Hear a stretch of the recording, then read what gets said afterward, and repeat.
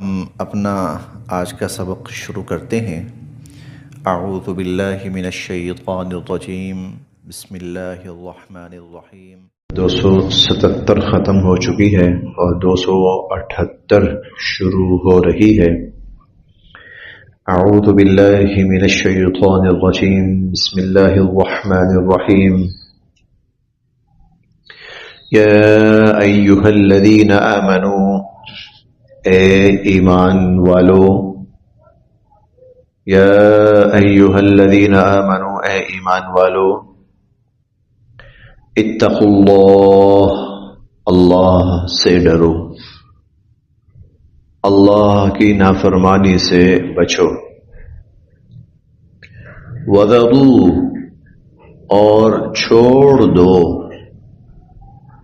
وذروا، اور چھوڑ دو، ما بقیہ، جو باقی ہو، من الربا، سود، اور بقیہ سود چھوڑ دو، ان، اگر، کنتم، ہو تم، مؤمنین، ایمان والے، ان کنتم مؤمنین، اگر تم ایمان والے ہو۔ یا ایہا الذین آمنوا اتقوا اللہ، اے ایمان والو، اللہ سے ڈرو، اللہ کی نافرمانی سے بچو، وذروا ما بقی من الربا، اور جو سود بقیہ ہے چھوڑ دو اس کو، ان کنتم مؤمنین، اگر تم ایمان والے ہو۔ پچھلی آیات میں اللہ رب العزت نے ربا کا تذکرہ فرمایا اور اس کے ناجائز اور حرام ہونے کا، اور اس کے مقابلے میں خرید و فروخت، تجارت، کاروبار کے حلال ہونے کا ذکر فرمایا، اور تاکیداً فرمایا کہ اللہ رب العزت نے خرید و فروخت کو، کاروبار کو، تجارت کو، اس کی کوئی بھی شکل ہو، اس کو حلال قرار دیا ہے، اور سود اور اس کی کوئی بھی شکل ہو اس کو حرام قرار دیا ہے۔ یہاں پر اللہ رب العزت اسی چیز کی مزید تاکید ارشاد فرما رہے کہ اے ایمان والو، جب اللہ نے یہ فرما دیا ہے کہ یہ چیز ناجائز ہے اور حرام ہے، اور اس کے اندر اللہ کی نافرمانی ہے، تو پھر اللہ کی نافرمانی سے بچو، اللہ کی نافرمانی سے بچو، اور وذروا ما بقی من الربا، جو سود بقیہ ہے اس کو چھوڑ دو۔ چھوڑنے کا مطلب کیا ہے؟ اگر تم نے پیسہ دیا ہوا تھا، سود پر دیا ہوا ہے کسی کو، اور تم اس کے عوض سود لے رہے ہو، یا اس نے تمہیں سود دینا ہے، تو تمہارا بہت سا سود بنتا ہوگا، اس کی طرف چھوڑ دو، وہ سب چھوڑ دو۔ ان کنتم مؤمنین، اگر تم یہ کہتے ہو نا کہ ہم مسلمان ہیں، ہم ایمان والے ہیں، تو پھر تمہارے ایمان والے ہونے کا تقاضا یہ ہے کہ اللہ کے اس حکم کو مانو۔ فَإِن، بس اگر،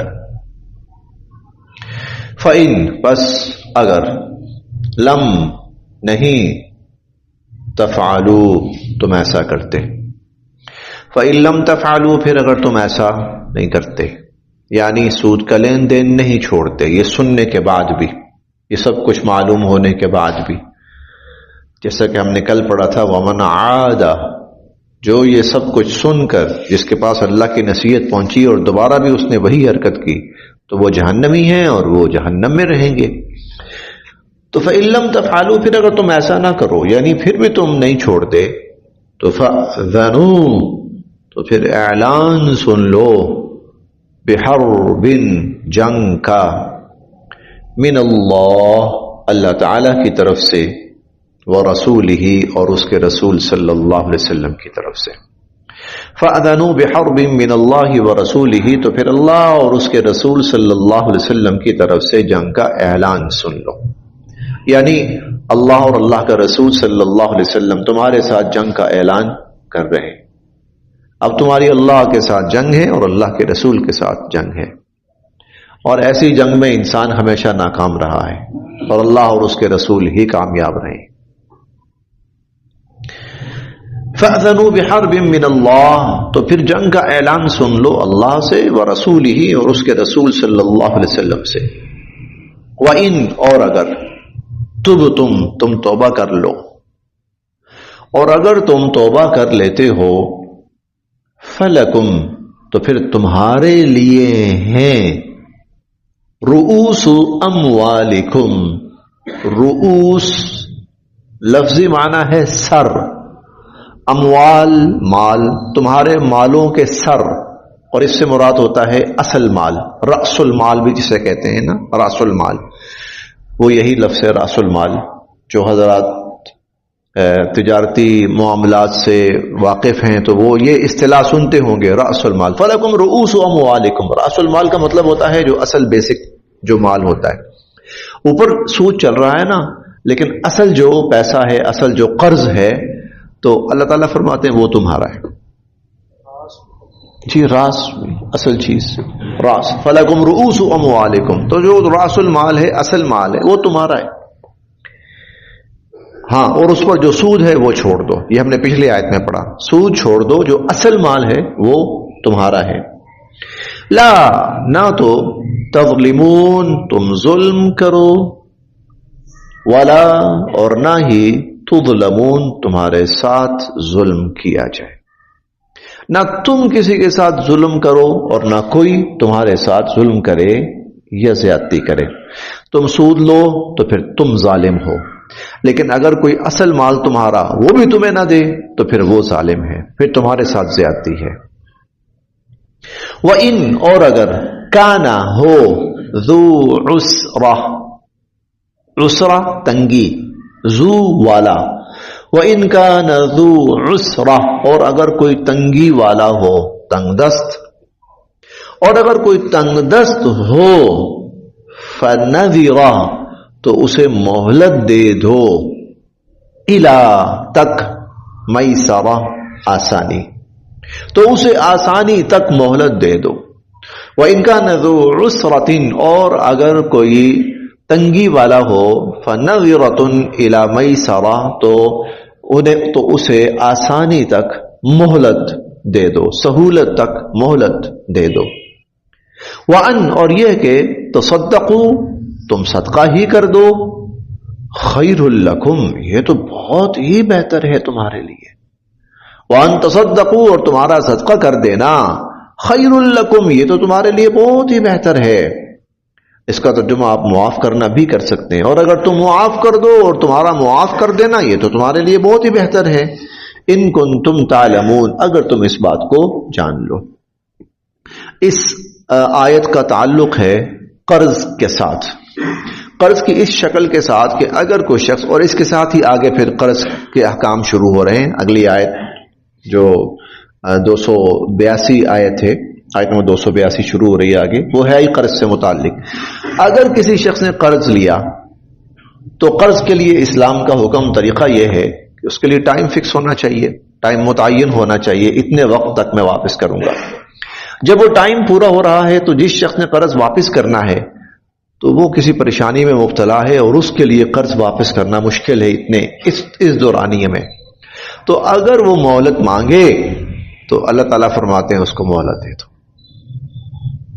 اس کو آسانی دے دو۔ وہ کہتا جی مجھے 1 ماہ کی مہلت دیتے میں انشاءاللہ واپس کر، فنظرۃ، تو اس کو مہلت دو۔ وان تصدقوا، معاف کر دو، صدقہ کر دو، یعنی معاف کر دو، پھر تو بہت ہی بہتر ہے نا۔ آپ دیکھتے ہو وہ تنگ دست ہے، نہیں واپس کر سکتا، اس کی نہیں حیثیت ہی نہیں واپس کر سکنے کی، تو آدمی کہتا ہے میں نے آپ کو معاف کر دیا، تو یہ تو بہت ہی بہتر ہے نا، اگر تم اس بات کو جانو۔ اب یہ اپوزٹ چیز ہے، اب صدقہ آ گیا، دیکھیں پھر وہی صدقہ کا لفظ آ گیا، یہ بالکل اس کے برعکس ہے۔ ایک یہ ہے کہ آپ قرض دے رہے ہیں، قرض دے کے اسے کہتے ہیں بھائی اس پر میں تم سے اتنا پیسہ لیتا رہوں گا ہر مہینے یا ہر سال، یا جب واپس کرو گے تو اتنا واپس کرو گے، میں تمہیں 2 لاکھ دے رہا ہوں، 2,20,000 واپس لوں گا۔ ایک شکل یہ ہے، اس کو اسلام ناجائز کہہ رہا ہے، حرام کہہ رہا ہے۔ اسلام کیا کہتا ہے؟ جس کو تم نے قرض دیا ہے تم نے اپنی قرض کی رقم ہی واپس لینی ہے، لیکن اگر تم دیکھتے ہو کہ وہ واپس کرنے میں مشکل کا شکار ہو رہا ہے تو سہولت دو، آسانی دو۔ پہلی صورت کیا تھی؟ جتنا دیا ہے اس سے بھی زیادہ لو، یہ ناجائز شکل تھی، یہ ہے جس کو حرم الربا، اللہ نے حرام قرار دیا۔ اور بھائی مجھے نہیں پتا تو مرتا ہے مر، گھر بیچتا ہے بیچ، بیوی بیچتا ہے بیچ، مجھے اس سے کوئی غرض نہیں ہے، مجھے نہ صرف یہ کہ پیسہ دینا ہے بلکہ اوپر سود بھی دینا ہے، تو وہ حرام ہے۔ اللہ تعالیٰ کس کو پسند فرماتے ہیں؟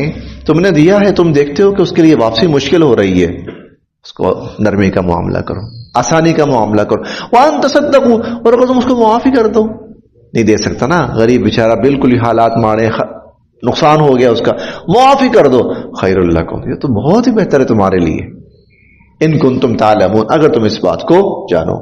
حضور علیہ الصلوۃ والسلام فرماتے ہیں قیامت کے روز اللہ رب العزت کچھ لوگوں کو اپنے عرش کا سایہ نصیب فرمائیں گے، جبکہ اللہ کے عرش کے سائے کے سوا کوئی سایہ نہیں ہوگا۔ فرمایا ان میں سے ایک وہ شخص بھی ہوگا جو مقروض کو مہلت دے دیا کرتا تھا، سہولت دیا کرتا تھا، آسانی دیتا تھا، اللہ قیامت کے روز کو اپنے عرش کا سایہ نصیب فرمائیں گے۔ اور ایک بنی اسرائیل کے شخص کا تذکرہ ہے، صاحب حیثیت تھا، لوگ قرض لینے کے لیے آتے تھے تو اس نے اپنے ملازمین سے کہہ رکھا تھا بھائی اگر دیکھو نا کوئی تنگ دست ہے اور نہیں واپس کر پا رہا تو جو سہولت ہو سکتی ہے اس کو دیا کرو، جو آسانی ممکن ہے اس کو دو۔ وہ کہا کرتا تھا ہو سکتا ہے ہم اللہ کے بندوں کے ساتھ آسانی کا معاملہ کریں، اللہ ہمارے ساتھ آسانی کا معاملہ کرے۔ یہ بنی اسرائیل کا شخص تھا۔ تو حضور علیہ الصلوۃ والسلام فرماتے ہیں جب اللہ رب العزت، جب اس کا انتقال ہوا تو اللہ رب العزت نے اسے کہا کہ تو لوگوں کے لیے سہولت کرتا تھا، آسانی کرتا تھا، تو یہ کیسے ممکن ہے کہ میں تیرے لیے سہولت یا آسانی نہ کروں؟ جاؤ تجھے معاف کر دیا۔ یہ پچھلی جتنی شکل گزری ہے سود کی وہ بالکل اس کے برعکس ہے۔ اس میں کیا ہے؟ سود میں کیا ہے؟ ایک آدمی جو صاحب حیثیت ہے، جو دوسرے کے ساتھ نیکی کر سکتا ہے، جو دوسرے کے ساتھ بھلائی کر سکتا ہے، وہ نیکی اور بھلائی نہیں کرتا بلکہ وہ اس غریب، ضرورت مند اور مجبور کو اور نچوڑتا ہے اور چوستا ہے اور اس کے اوپر برڈن ڈالتا ہے۔ کل تھوڑی سی بات تھی نا، کسے کہتے ہیں سود؟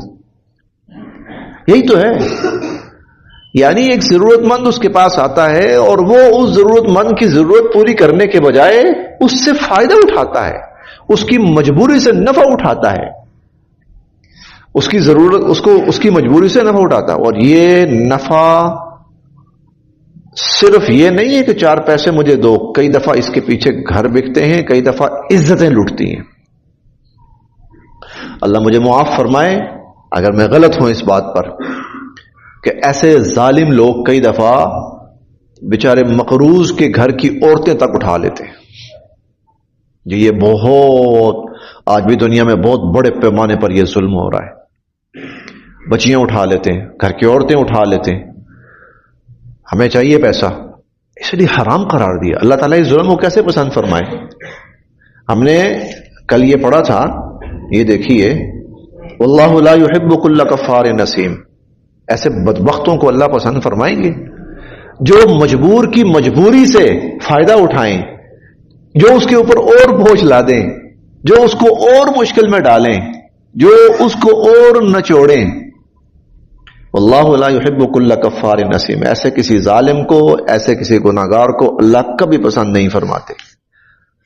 تمہیں کیا حکم ہے؟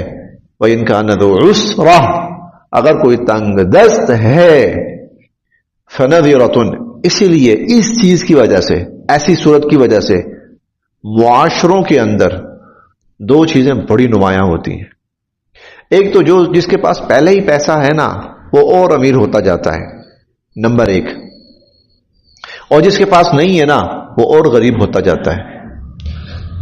بہت دفعہ یہ تو میرے اور آپ کے مشاہدے کی باتیں بھی ہوں گی، بہت دفعہ کوئی شخص سود پر قرض لے بیٹھتا ہے، سود پر، وہ تباہ ہوتے ہی دیکھا ہے۔ وہ جو اوپر سود کے اوپر جو سود پڑ رہا ہوتا ہے نا اصل کے اوپر، وہ وہی ادا نہیں کر پا رہا ہوتا، اس کا تو وہی سود سے کہیں زیادہ بڑھ جاتا ہے، وہی اصل رقم سے کہیں زیادہ بڑھ جاتا ہے، اس کو تو وہی واپس نہیں کر پا رہا ہوتا، بس یہ غلطی ہوئی لے بیٹھا تھا، بس وہی مار گئی مجھے۔ ہاں واقعتاً یہ ظلم ہے نا انسانیت کے ساتھ، اللہ رب العزت نے اس کو ناجائز قرار دیا، حرام قرار دیا. اس کی انفرادی شکلیں بھی ہیں، اس کی اجتماعی شکلیں بھی ہیں. تو ایک تو یہ ہوتا ہے کہ جو ایک طبقہ ہے وہ امیر سے امیر سے امیر ہوتا، صرف امیر نہیں ہوتا، وہ ظالم بھی ہوتا جاتا ہے، اس کے اندر اور ہوس بڑھتی جاتی ہے. اور دوسرا، معاشرے کے دو طبقات کے اندر ایک عجیب نفرت کا رشتہ استوار ہو جاتا ہے. بالآخر کہیں نہ کہیں یہ چیز جرم کے اوپر جا کے ختم ہوتی ہے. اس کا نتیجہ کہیں نہ کہیں جرم ہی کی صورت کے اندر نمودار ہوتا ہے. وَإِنْ كَانَ ذُو عُسْرَةٍ، اگر کوئی تنگ دست ہو تو فَنَظِرَةٌ إِلَىٰ مَيْسَرَةٍ، اسے سہولت تک، آسانی تک اس کو مہلت دے دو. وَأَن تَصَدَّقُوا، اور اگر تم صدقہ کر لو، معاف کر دو، خَيْرٌ لَكُمْ، تو تمہارے لیے بہت بہتر ہے. إِن كُنتُمْ تَعْلَمُونَ، اگر تم اس بات کو جانو. کیا چیز لیتا ہے ادھار، ریکویسٹ خود کرتا ہے، جی جی مجھے دے دو، ہاں جی لاکھ دے دو، میں آپ کو 1,00,000 فیس واپس کروں گا، خود کہتا ہے جی، اور وہ دے بھی دیتا ہے جی. اس کے بعد. اچھا، اگر کوئی شخص کہتا ہے جی آپ مجھے اتنے پیسے دیں، ٹھیک ہے، اسے کہو بھائی یہ لے لو، اضافی جو تم دے رہے ہو نا اپنی خوشی سے 50 لاکھ اوپر دے دو، مجھے کیا اعتراض ہے؟ نہ میری کوئی ڈیمانڈ ہے، نہ میری کوئی خواہش ہے، نہ میری کوئی شرط ہے. آپ کہتے ہو میں آپ کو اوپر کچھ دے دوں گا، دے دو، جو آپ کا دل کرے دے دو. میں دیکھو میری قطعاً کوئی آپ سے نہ ڈیمانڈ ہے، نہ مطالبہ ہے، نہ شرط ہے. آپ کہتے ہو جی میں لے رہا ہوں آپ سے، چونکہ آپ میرے ساتھ نیکی کر رہے ہیں تو میں چاہتا ہوں کہ میں بھی آپ کے ساتھ جواباً کوئی نیکی اور بھلائی کروں. اور کرو، کس نے منع کی؟ یہ تو حضور علیہ السلام کرتے تھے، یہ حضور علیہ السلام کرتے تھے. اگر آپ کسی سے قرض لیتے تھے نا، قرض واپس کرتے تھے، واپس کرنے کے بعد کہتے تھے یہ میری طرف سے تحفہ ہے. اس سے کیا ہوتا ہے، جو دینے والا اس کا دل بڑا ہو جاتا ہے، یار یہ تو فائدہ ہو گیا، گناہ کوئی بھی نہیں اس کے اندر. ہاں اگر لینے والا ڈیمانڈ کرتا ہے کہ دوں گا، اس شرط پہ دوں گا کہ واپس اتنا لوں گا، یہ ناجائز اور حرام ہے. وہ قرض حسنہ وہی ہے، قرض حسنہ یہی ہے کہ جتنا دیا ہے اتنا واپس لینا. قرض حسنہ یہی ہے، جتنا دیا اتنا واپس لینا. بینکوں سے جا کے لوگ ریکویسٹ کر کے لیتے ہیں، وہ تو زبردستی نہ کرتے. کون؟ اچھا، اس میں پتہ ہوتا کیا ہے، اسلام جو ہے نا وہ کسی ایک دو شکل کی بنیاد پر حکم نہیں لگاتا، وہ اکثریت کو دیکھتا ہے، اکثریت کو دیکھتا ہے. بے شک وہاں کہیں تھوڑا بہت فائدہ ہوتا ہے لیکن مجموعی طور پر نقصان ہو رہا ہوتا ہے. کل پڑھا ہے آپ نے، شراب کے بارے میں لوگ آپ سے پوچھتے ہیں، جوئے کے بارے میں آپ پوچھتے ہیں لوگ آپ سے، آپ کہیں ہاں منافع للناس، فائدہ ہے لوگوں کا، کچھ لوگوں کا فائدہ ہوتا ہے، لیکن اسم کبیر، لیکن اس کے اندر جو گناہ ہے، برائی ہے، خرابی ہے، وہ بہت بڑا ہے. وَإِسْمُهُمَا أَكْبَرُ مِن نَفْعِهِمَا، اور ان کا جو نقصان، خرابی، برائی، گناہ ہے وہ نفع سے کہیں زیادہ ہے. تو نفع تو ہو جاتا ہے چار لوگوں کو، چار لوگوں کو فائدہ تو ہوتا ہے، لیکن اسلام صرف یہ نہیں دیکھتا کہ چار لوگوں کو صرف نفع ہو رہا ہے. اسلام یہ دیکھتا ہے کہ مجموعی طور پر معاشرہ اس سے کہیں متاثر تو نہیں ہو رہا، مسلمانوں کی اکثریت کہیں اس سے متاثر تو نہیں ہو رہی. ایک بندہ قرض لیتا ہے بینک سے اور وہ خود لے رہا ہے ریکویسٹ کر کے اور کہہ رہا ہے کہ میں ایکسٹرا دوں گا، وہ گناہگار ہے. کون؟ جو لے رہا ہے. نہیں، قرض اگر اس کو بینک کہے آپ کے پاس دونوں آپشن ہیں، چاہیں تو قرض لیں، جتنا لیں اتنا واپس کریں، اور چاہیں تو آپ قرض لیں اور 10,000 20,000 اوپر اضافی واپس کریں. وہ کیا کرے گا؟ اس کے پاس آپشن ہی نہیں ہے نا. یا تو بینک آپشن رکھے کہ دونوں آپشن ہیں، چاہے تو جتنا لیں اتنا واپس کریں، اور چاہے تو جتنا لیں 20,000 ایکسٹرا واپس کریں. وہ کون سی آپشن لے گا؟ اس کے پاس آپشن نہیں ہے. دیکھیے نا، میرا کام میں مکان بنانا ہے، میں لیتا ہوں، مجبوری ہے، کیا کریں؟ آپ کو دوں گا، میں خوش ہوں اس بات سے. ہاں، کیا وہ گناہگار ہے؟ میری بات سنیں نا. نہیں، کیا بینک نے آپشن رکھا اس کے سامنے؟ کیا اس کے پاس اگر اس کے پاس آپشن ہو کہ بھائی یہاں سے مجھے اتنا، جتنا میں لوں گا اتنا ہی واپس کروں گا، اتنا ہی، اور بینک سے میں لوں گا تو مجھے ایکسٹرا واپس کرنا پڑے گا، وہ کہاں جائے گا؟ جائے گا نا. ٹھیک ہے، اب مجبور ہے، مجبور، اس کے بعد آپشن ہی کوئی نہیں ہے. یا تو آپ اس کے سامنے آپشن رکھیں پھر آپ کہیں، لیکن وہ گناہگار ہوگا. بالکل ہوگا، بالکل گناہگار ہوگا. وہ آپشن اختیار کرے. ہاں ایک چیز ہے، اگر وہ اتنا مجبور ہو گیا ہے کسی بھی وجہ سے کہ اس کے پاس اور کوئی شکل رہی ہی نہیں سوائے اس کے، تو پھر جو گناہ والا آپشن ہے اسلام وہ اس سے مٹا دیتا ہے پھر بھی حرام ہی ہے، حلال نہیں ہو گیا ہے، پھر بھی حرام ہی ہے. پھر کم از کم یہ، جیسے کوئی شخص اس کو رشوت دینی پڑ جاتی ہے. کیوں رشوت؟ بھائی رشوت نہیں دیتا تو اگلا اس کو گولی مار رہا ہے، اس کے پاس جان بچانے کا اس کے سوا آپشن ہی کوئی نہیں ہے. تو ایسی صورت میں اگر وہ رشوت دے دیتا ہے تو پھر کم از کم اتنا ہے کہ اللہ پاک اس کو جو گناہ یا سزا ہے نا اس سے اللہ پاک اس کو بری فرما دیں گے. رشوت رہے گی پھر بھی حرام ہی، رشوت رشوت ہی رہے گی، حرام حرام ہی رہے گی. دوسرا معاملہ ہے نا وہ گروی والا. ہاں ایک شخص کے پاس پیسے ہی 10 لاکھ روپیہ ہے، مکان تو اس میں نہیں خریدا ہی نہیں جا سکتا. ایک بندے کو کہتا ہے یار میرا 10 لاکھ آپ یوز کرو، میں آپ کا یہ کمرہ یوز کر لیتا ہوں. صحیح، تو اس کا بھی فائدہ ہو گیا جی، جس کو دیا چلو اس کا بھی فائدہ ہو گیا. تو یہ جائز نہیں ہوگا؟ نہیں جائز ہوگا.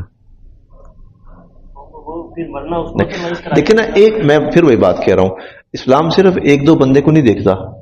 جب حکم لگاتا ہے نا تو پورے معاشرے پہ لگاتا ہے. ایک دو بندوں کا فائدہ ہو گیا لیکن یہ آگے چل کر یہی چیز پورے معاشرے کے لیے نقصان دہ ثابت ہوتی ہے کسی بھی شکل میں. ہاں جی، جیسے قرض میں ایک شخص سود لیتا ہے، ٹھیک ہے، ایک شخص اپنی خوشی سے تحفہ دیتا ہے. تو اسی طرح یہ ہے ایک شخص ہے وہ زبردستی نہیں، تو وہ میری بات سنیں. اب آپ وہ کہہ رہے ہیں نا، یہ جو آپ گروی والی شکل رکھ رہے ہیں، گروی والی شکل میں کیا ہے؟ اگر وہ آدمی کہتا ہے بھائی اپنا مکان اپنے پاس رکھو تو میں قرض چاہیے نا، یہ لو یہ مکان دے گا، اس کے پاس آپشن ہے، دے گا.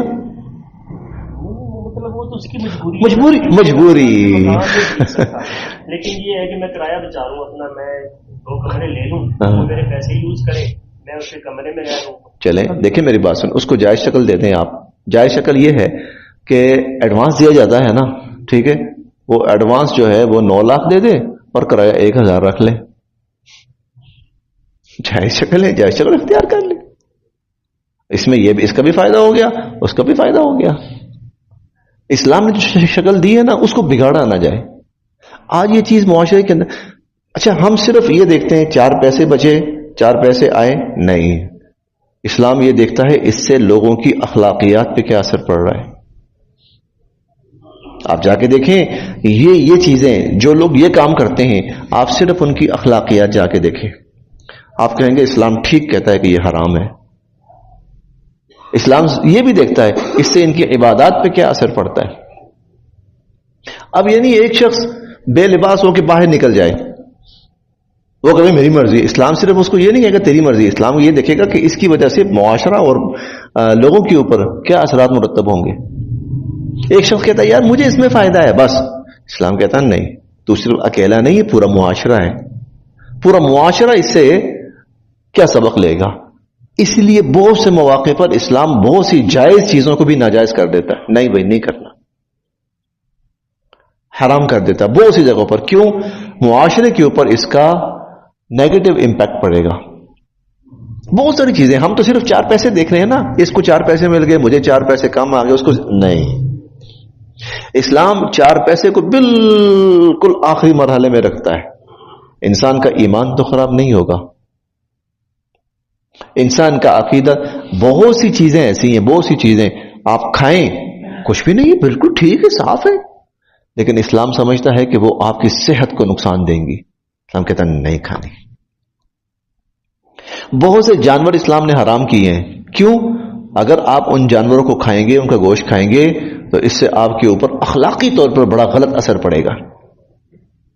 ان جانوروں کے اندر کوئی ایسی غلیظ صفات ہیں جو انسانوں کے اندر منتقل ہو جائیں گی. حرام ہے بھائی. سب سے بڑی مثال خنزیر ہے، بہترین اس کے اندر صاف ستھرے فارم کے اندر اب تو وہ پرورش پاتا ہے اور اس کی نشو و نما ہوتی ہے، سب کچھ ایئر کنڈیشن لگے ہوئے، انسانوں کو میسر نہیں ہے جو صاف ستھرے. اب کون سا ناجائز اور حرام ہے؟ نہیں، اس کے اندر جو گندی صفات ہیں نا وہ آج بھی اس کے اندر ہیں. جو کھائے گا وہ آج بھی ان گندی صفات سے. گدھا اسلام جائز قرار نہیں دیا اسلام نے، مطلب اس کو پسند نہیں کیا انسانوں کے لیے گدھے کو. کیوں؟ کیا بات ہے یار، گدھا اور گائے قریب قریب ملتے جلتے جانور ہیں، 4 پاؤں پہ چلنے والے، 2 کان ہیں، ایک جیسی تقریباً. گدھا بھی گاڑی کے اوپر لادا جاتا ہے، گاڑی کے آگے، اور بیل بھی گاڑی کے آگے لادا جاتا ہے، ایک جیسا کام کرتے ہیں. کیوں نہیں؟ گدھے کے اندر کچھ ایسی چیزیں ہیں جو انسان کھائے گا تو اس کا کھانا انسان کی عادات کے لیے مفید، نقصان دہ ثابت ہوگا. بہن اور بھائی کا رشتہ حرام قرار دیا اسلام نے. کیوں حرام قرار دیا؟ اور بھائی وہ بھی تو عورت ہے، زیادہ بہتر عورت ہے بہن. کیوں؟ بھائی کو جانتی ہے، بھائی کے ساتھ رہی ہے، جب بڑی ہوئی ہے، گھر ایک ہے، مزاج ایک ہے. نہیں بھائی، اس سے انسانی صفات کے اندر اور انسانی مزاجوں کے اوپر ایسا منفی اثر پڑے گا جو بڑی خرابی کا باعث بنے گا، رشتوں کے تقدس کو تباہ کرے گا. 4 پیسے تو بالکل آخری مرحلے پہ جا کے بات آتی ہے. لیکن اب آج کا انسان چونکہ وہ بالکل وہ بن گیا ہے، پیسے کا حیوان بن گیا ہے، اس لیے وہ صرف یہ دیکھتا ہے یہاں فائدہ ہے، یہاں نقصان ہے، اس کا 4 فائدہ، مجھے فائدہ پہنچ رہا ہے، تو کون ہوتا ہے مجھے روکنے والا؟ نہیں بھائی، اسلام صرف 2-4 پیسے کے فائدے کو نہیں دیکھتا، 2-4 پیسے کے نقصان کو نہیں دیکھتا، بلکہ اسلام انسان کی اخلاقیات، انسان کا ایمان، انسان کا عقیدہ، انسان کا طرز عمل، وہ سب کو دیکھتا ہے. حضرت عمر رضی اللہ عنہ نے، یہ جو اہل کتاب عورتیں ہوتی نا، اہل کتاب، ان سے نکاح جائز ہے. ہم 6 پارے میں ہم پڑھیں گے، اہل کتاب سے نکاح جائز ہے. حضرت عمر رضی اللہ تعالی عنہ نے پابندی لگا دی. کیوں پابندی لگائی؟ حکم نہیں تھا کرو، رخصت تھی، اگر کرنا چاہو تو کر سکتے ہو. حضرت عمر نے پابندی لگا دی. کیوں؟ انہوں نے دیکھا یار یہ جو اہل کتاب عورتیں ہیں نا، وہ اخلاقی اعتبار سے اتنی اچھی نہیں ہیں. اگر یہ عورتیں ہمارے گھروں میں آ گئیں تو ہمارا تو اخلاقی نظام تباہ ہو جائے گا، ہمارے تو مرد اور ہمارے بچے اور بچیاں بغیرت ہو جائیں گے، سب تو بے حیائی کی طرف چل پڑیں گے. انہوں نے کہا بند کرو بھائی، یا نہیں. اسلام میں وہی کرو، صرف 2 پیسہ 4 پیسہ، یعنی اس لیے وہ ہم نے پڑھا تھا نا شراب اور جوئے میں. ہاں یہ جو 2-4 فائدے آپ کہیں گے یہ ہیں، لیکن اتنی بڑی خرابیاں ہیں کہ ان کے سامنے یہ فائدے کوئی حیثیت نہیں رکھتے. جی دیکھیے، وَأَن تَصَدَّقُوا، اور اگر تم صدقہ ہی کر دو، خَيْرٌ لَكُمْ، ہو تمہارے لیے بہت بہتر ہے، إِن كُنتُمْ تَعْلَمُونَ، اگر تم اس بات کو جانو. وَاتَّقُوا، ڈرو، وَاتَّقُوا، ڈرو، يَوْمًا، اس دن سے، ڈرو اس دن سے، ترجعون، تم لوٹائے جاؤ گے، فیہ، جس میں، الی اللہ، اللہ کی طرف. اسلام کا اخلاقی نظام جو ہے نا وہ بہت بلند ہے، بہت بلند ہے. اخلاقی نظام یہ ہے بھائی، تمہارے گھر میں مٹھائی آئی ہے تو بہتر یہ ہے کہ پڑوسی کو دو. اگر تم یہ سمجھتے ہو کہ تھوڑی ہے یا کسی وجہ سے نہیں دینا چاہتے پڑوسی کو، تو وہ جو ڈبہ ہے نا اس کو چھپا کے پھینکو. ایسا نہ ہو کہ دل تو اس کا بھی کر رہا تھا لیکن وہ خرید نہیں سکتا، مہنگائی ہے یا کچھ بھی ہے، اور ڈبہ دیکھ کے بیچارے کے دل آزاری نہ ہو. مرو پکاؤ تو یہ نہیں ہے کہ ہڈیاں باہر سامنے پھینکو، ہو سکتا تمہارا پڑوسی بیچارہ مرو نہیں کھا سکتا، دیکھ کے اس کو حسرت نہ ہو، یہ دیکھنے یاشیاں ہو رہی ہیں. اسلام کا اخلاقی نظام بہت بلند ہے. ابھی ہم پڑھتے آئے ہیں بھائی، جس عورت کو طلاق دو نا، خبردار اس کے خلاف زبان نہیں کھولنی. تصریح باحسان، اس کو بڑی خوبی کے ساتھ، بھلائی کے ساتھ، پردے کے ساتھ رخصت کرو. اور بلکہ صرف رخصت نہ کرو بلکہ ومتعوہن، کچھ نہ کچھ تحفہ، تحائف، گفٹ دو. ولا تنسوا الفضل بینکم، آپس میں مہربانی کرنا کبھی بھی نہ بھولنا. تو یہ ساری تو اسلام چاہتا ہے، یہ اخلاقی جو نظام ہے نا اسلام کا، اخلاقی بنیادیں یہ انسانوں کے اندر رہیں. پیسے کی ہوس پڑ جائے نا تو سب سے پہلے انسان اخلاقی طور پر گر جاتا ہے نیچے. سب سے پہلے پیسے کی ہوس پڑ جائے. آج دیکھیں دنیا پیسے کے لیے کیا کچھ کر رہی، ہوس پڑ گئی ہے نا، پیسے کی ہوس پڑ گئی ہے. 70 سے پہلے، 70 سے پہلے پیسے کی ہوس نہیں تھی. لوگوں کے اخلاق دیکھو تب کیا تھے، لوگوں کے کردار کیا تھے. آج بھی آپ دیکھیں جہاں پر پیسہ غالب نہیں ہے، آج بھی جا کے دیکھیں وہاں ایک گھر کا مہمان پورے علاقے کا مہمان ہوتا ہے، پورے علاقے کا مہمان ہوتا ہے. کس کے گھر آئے ہو؟ فلاں کے گھر. اچھا فلاں کے گھر، آؤ بھائی بیٹھو. لیکن شہر میں آپ کو بھول کر بھی ایسی کسی چیز کی وہ نظر نہیں آئے گی، اخلاقی طور پر گرے. کیوں؟ یہاں پیسہ غالب آ گیا. یہاں اسی لیے حضور علیہ الصلوۃ والسلام نے بڑی عجیب حدیث ارشاد فرمائی تھی. آپ نے فرمایا کہ میں اس بات سے نہیں ڈرتا کہ کہیں تم پر فقر اور محتاجی اور غربت غالب نہ آ جائے، میں اس بات سے نہیں ڈرتا. میں ڈرتا اس بات سے ہوں کہ کہیں پیسے کی فراوانی نہ ہو جائے تمہارے اندر، اور ایسا نہ ہو کہ تم پیسے کے پیچھے اس طرح پڑ جاؤ جیسے پہلی قومیں پڑی، اور پھر کہیں ایسا نہ ہو کہ تم بھی اسی طرح ہلاک ہو جاؤ جیسے وہ ہلاک ہوئی. ہمارے اس لاہور کی، ہمارے اس پاکستان کی، ہمارے بلکہ میں کہتا ہوں سبززار کی عورتیں 4 پیسے کی خاطر ہر بغیرتی کے لیے تیار ہو چکی. اٹھا کے دیکھیں یہ اپنا سوشل میڈیا. چلیں خیر، استغفر اللہ الذی لا الہ الا هو الحی القیوم واتوب الیہ، لا حول ولا قوت. حکم کی روح سے بینک اکاؤنٹ میں پیسہ رکھنا، پھر اس کے بارے میں کیا ہوگا؟ دیکھیں اگر تو اس میں آدمی انوالو نہ ہو پائے نا، 2 چیزیں ہیں. پہلی چیز تو یہ ہے کہ اگر اس میں انوالو نہ ہو پائے نا تو زیادہ بہتر ہے، زیادہ بہتر ہے. اگر اس کے پاس ایسی شکلیں ہیں کہ وہ انوالو نہ ہو، زیادہ بہتر ہے، کیونکہ وہ اس کا بہرحال حصہ کہیں نہ کہیں بن جاتا ہے. اور اگر انوالو مجبوری ہے، جیسے آج گھر میں پیسہ نہیں رکھا جا سکتا اور پیسہ ہے، پہلے دن میں پیسہ ہوتا ہی نہیں تھا، 500 روپے ہوتے تھے، 10 روپے کسی کے پاس، 10 روپے والا بڑا امیر. اب پیسہ ہے ہزاروں لاکھوں کروڑوں میں، کیا کریں اب اس کو؟ اب وہ گھروں کے اندر تجوریاں بھی نہیں بنائی جا سکتی، اب گڑے بھی نہیں کھودے جا سکتے. اب مجبوری کی شکل میں بہرحال پھر یہ ہے کہ آپ کرنٹ اکاؤنٹ کے طور پر بینک کے اندر اپنی وہ رکھ سکتے ہیں، بشرطے کہ گورنمنٹ آپ کو فائلر یا نان فائلر کے چکر میں نہ پھنسا رہے.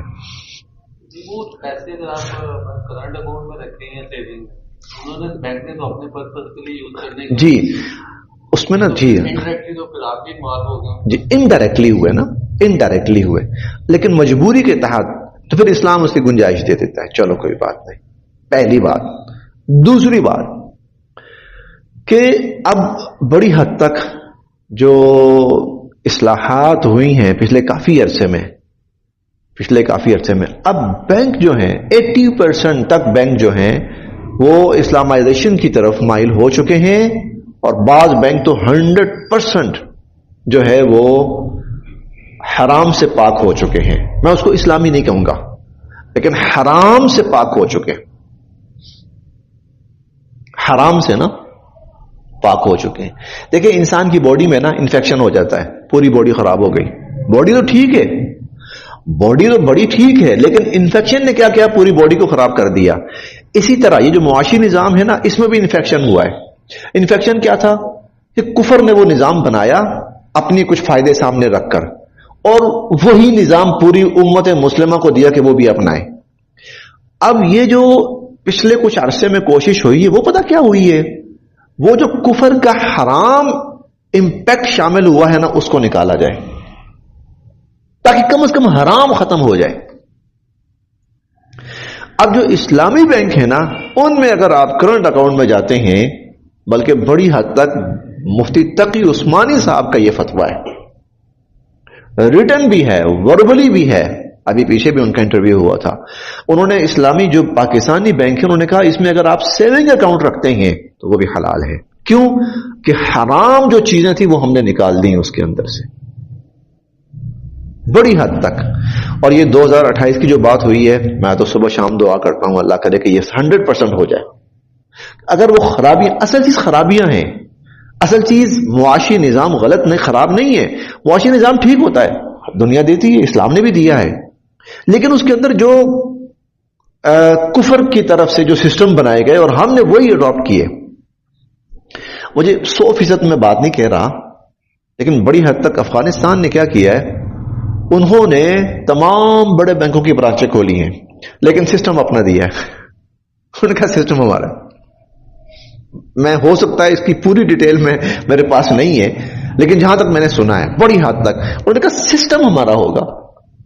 چنانچہ ورلڈ بینک IMF کے ساتھ ان کی ساری شرائط طے ہوئی ہیں، پتہ نہیں کتنے ہزار بینک کھلا ہے وہاں پر. انہوں نے کہا سسٹم ہمارا ہے، بس اس میں کیا ہے، حرام نکال دیا ہے، حلال کو ڈال دیا اس کے اندر. تو اس کے اندر جو حرام شکلیں تھیں، حرام چیزیں تھیں، وہ آہستہ آہستہ آہستہ آہستہ آہستہ نکال رہے ہیں تاکہ کم سے کم حلال ہو جائے، کم از کم حلال ہو جائے. 100% اسلامی نہیں ہو پاتا، کم سے کم حرام سے تو بچے نا. تو اس لیے اگر آپ جو اسلامک بینک ہیں، اسپیشلی خاص طور پر میزان بینک، وہ اس میں بہت آگے، شفافیت بہت زیادہ ہے. فیصل بھی ہے اور میزان تو خیر بہت زیادہ ہے، فیصل بھی ہے لیکن میزان فیصل سے بھی زیادہ ہے. چلیں دبئی اسلامی بینک ہے، دبئی اسلامی بینک ہے، وہ بھی کافی بہتر ہو چکا ہے یہ، لیکن یہ بہتری کا عمل جاری ہے. کم سے کم اتنا ہے کہ بھئی حرام سے کم از کم انہوں نے بچانا شروع کر دیا، یہ بہت بڑی بات ہے. گورنمنٹ لیول پہ خود فوکس ہونا چاہیے، اکاؤنٹ رکھے بغیر تو آپ کو گزارنا چاہیے. ہاں وہ آج کی مجبوری ہے نا، آج کی مجبوری ہے. تو اس لیے اگر کوئی شخص رکھتا ہے تو کرنٹ میں تو 100% وہ گناہ سے محفوظ رہ سکتا ہے. اور سیونگ اگر وہ رکھنا چاہتا ہے تو پھر کوشش کرے کہ جو اسلامی بینک ہے اس میں رکھے تاکہ کم سے کم حرام سے بچ جائے، کم از کم حرام سے بچ جائے. اب دیکھیں انشورنس ہے نا، بیمہ پالیسی جو ہے، اب اس کا جو جائز اور شرعی طریقہ ہے وہ تکافل ہے. آئے ہوئے پاکستان میں پاک قطر تکافل، داود تکافل، 2 بڑی کمپنی سے کام کر رہی ہیں پاکستان کے اندر. انہوں نے کیا کیا، انہوں نے یہی کیا بھئی جو چیزیں ناجائز اور حرام ہے نا وہ نکال دیں، اور ان کی جتنی جو پالیسیز ہوتی ہیں نا وہ شریعہ بورڈ اپروو کرتا ہے، اس کے بعد وہ لانچ ہوتی ہیں. واتقوا، یہ جو آیت آ رہی ہے نا یہ پورے دین کا خلاصہ ہے. یہ جو اب آیت نمبر 281، یہ پورے دین کا، پورے قرآن کا خلاصہ ہے. اسی لیے یہ قرآن کریم کی سب سے آخری آیت ہے. اس کے بعد قرآن کی اور کوئی آیت نازل نہیں ہوئی. 281، واتقوا، ڈرو، یومن، اس دن سے، ترجعون، تمہیں لٹایا جائے گا، فیہ، جس میں، اللہ، اللہ کی طرف. ڈرو اس دن سے جس دن تمہیں اللہ کی طرف لٹایا جائے گا. ثم، پھر، توفا، پورا بدلہ دیا جائے گا، کلو، ہر، نفس، شخص کو. ثم توفا کلو نفس، پھر ہر شخص کو پورا بدلہ دیا جائے گا، ما کسبت، اس کا جو اس نے دنیا میں کمایا. وہم، اور ان کے ساتھ، لا یظلمون، کوئی زیادتی نہیں کی جائے گی، اور ان کی کسی قسم کی کوئی حق تلفی نہیں کی جائے گی. واتقوا یوما، ڈرو اس دن سے، ترجعون فیہ الی اللہ، جس میں تم اللہ کی طرف لوٹائے جاؤ گے. ثم توفا کل نفس ما کسبت، پھر ہر شخص کو اپنے کیے کا پورا بدلہ دیا جائے گا. وہم لا یظلمون، اور ان کی نیکیوں میں کسی قسم کی کمی یا ان کے اجر میں کسی قسم کی کمی نہیں کی جائے گی. صدق اللہ العظیم.